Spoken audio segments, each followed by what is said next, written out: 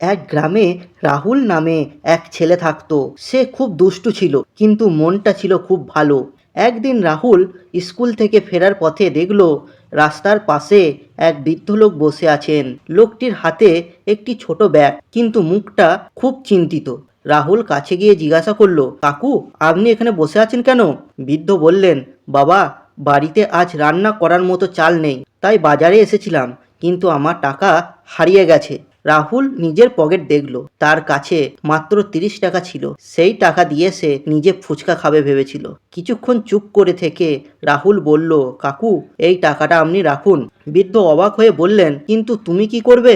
রাহুল হেসে বলল, আজ ফুচকা না খেলেও চলবে, কিন্তু আপনার বাড়িতে যদি আজ রান্না না হয় সেটা তো চলবে না। বৃদ্ধর চোখে জল চলে এলো। বৃদ্ধ লোকটি রাহুলের মাথায় হাত রেখে বললেন, বাবা, তোমার এই ছোট্ট সাহায্যটা আমি কোনোদিন ভুলবো না।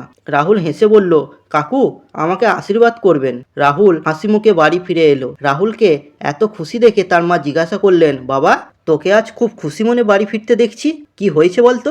রাহুল মাকে সব ঘটনা খুলে বলল। মা ছেলের মাথায় হাত রেখে বললেন, তুই শুধু 30 টাকা দিসনি, একজন মানুষের পাশে দাঁড়ানোর সাহস জুগিয়েছিস। রাহুল বলল, মা, আমি তো শুধু একটু সাহায্য করেছি। মা মৃদু হেসে বললেন, মনে রাখিস বাবা, ভালো কাজ কখনো ছোট হয় না।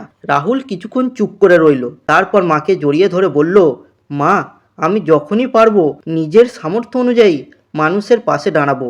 মা ছেলের মাথায় হাত বুলিয়ে বললেন, এটাই তো আমি চাই বাবা, মানুষের পাশে দাঁড়ানোর মতো বড় মন যেন সবসময় তোর থাকে। সেই দিন থেকে রাহুল ঠিক করলো, সে যখনই পারবে নিজের সামর্থ্য অনুযায়ী অন্যের পাশে দাঁড়াবে।